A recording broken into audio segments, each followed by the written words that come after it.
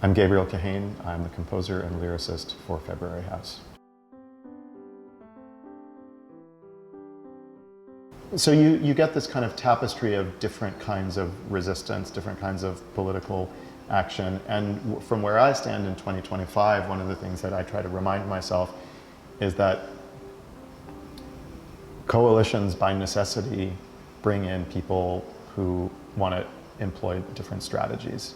And I think back to the American Civil Rights Movement in the 1960s, and while I may be very drawn to the narrative of, Martin Luther King and Bayard Rustin and the degree to which Christian love and agape suffused that movement and was really instrumental in their ability to bring together a coalition that included people who denied them their basic humanity.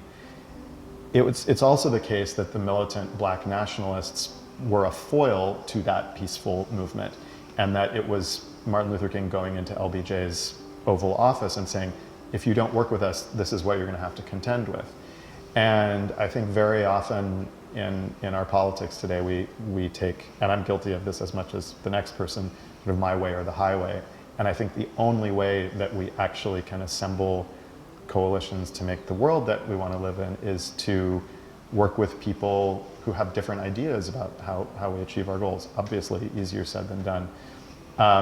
And then to the question of what it means to make art, at a fragile moment. I think in the case of February House, there is this feeling of an island away from it all. And we know it was a very, very debauched place.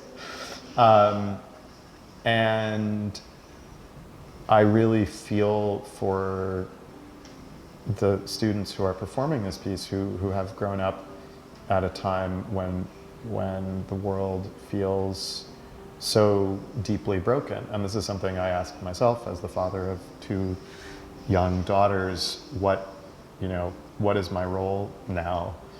And I think if nothing else, there is the responsibility to witness, to bear witness and to observe, and that